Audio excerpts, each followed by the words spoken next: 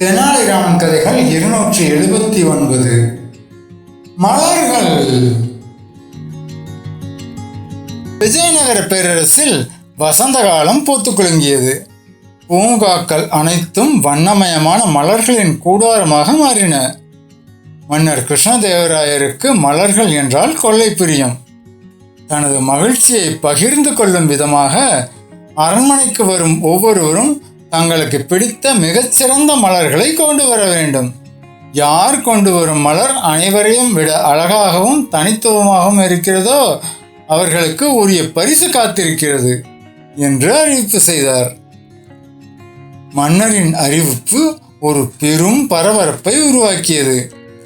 அமைச்சர்கள், பிரபுக்கள், செல்வந்தர்கள் என அனைவரும் போட்டியில் குதித்தனர். விலை உயர்ந்த ரோஜாக்கள், அரிய வகை மல்லிகைகள், அயல்நாட்டு பூக்கள் என தங்கத்தட்டுகளில் மலர்களை அடுக்கி கொண்டு வரிசையில் நின்றனர். அரண்மனை வளாகமே ஒரு நந்தவனம் போல நறுமணத்தால் திணறியது. ஆனால் தெனாலிராமன் மட்டும் கையில் எந்த மலருமின்றி சாதாரணமாக அரண்மனைக்குள் நுழைந்தான். அவனது வெறும் கைகளை கண்ட மன்னர் கிருஷ்ணதேவராயரின் புருவங்கள் உயர்ந்தன. கோபமும் ஆச்சரியமும் கலந்த குரலில், தெனாலிராமா, என்ன இது?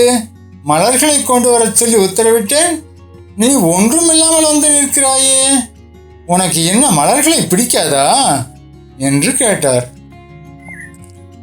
அரசவையில் இருந்த அனைவரும் தெனாலிராமன் என்ன பதில் சொல்லப் போகிறான் என்று ஆவலோடு பார்த்தனர்.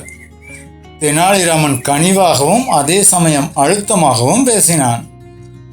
அரசே, மலர்கள் ஒரு நாள் வாடிவிடும், அவற்றின் மனம் கரைந்துவிடும். ஆனால் இந்த நாட்டை மலரை போல பாதுகாக்கும் உங்கள் தலைமை பண்பு என்றென்றும் வாடாத மனம் வீசும். இந்த மகுடம் சூடிய தங்களை விட, இந்த அரசவையில் வீற்றிருக்கும் உங்களை விட சிறந்த மலர் வேறு எதுவும் எனக்கு தெரியவில்லை.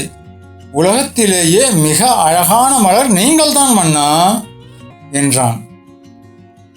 தெனாலிராமனின் புகழ்ச்சியும் அதில் இருந்த தர்க்கமும் மன்னரை உருக வைத்தது. கலகலவென சிரித்த கிருஷ்ணதேவராயர் அவனை பாராட்டி தங்கப்பதக்கத்தை பரிசாக அளித்தார். மலர்களை கொண்டு வந்து தன்னை மகிழ்வித்தவர்களை விட தன்னை சிறப்பித்து சொன்ன தெனாலிராமனே மிகச்சிறந்த புத்திசாலி என்பதை மற்றவர்கள் உணர்ந்தனர்.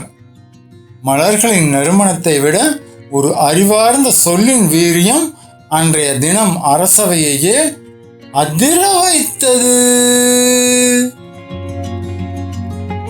நீதி. சமயோசிதமான பேச்சும் அறிவார்ந்த அணுகுமுறையும் எத்தகைய இக்கட்டான சூழலையும் எளிதில் வென்று தரும். ஆமா மக்களே, வென்று தரும். நீங்க உங்களுக்கு பிடிச்ச தலைப்பை கமெண்ட்ல சொல்லிட்டு போங்க. நாளைக்கு அதே தலைப்பில் தெனாலிராமன் கதை வரும். அதுக்கு முன்னாடி இந்த சேனலுக்கு சப்ஸ்கிரைப் பண்ணுங்க, லைக் பண்ணுங்க, கமெண்ட் பண்ணுங்க. தேங்க்யூ.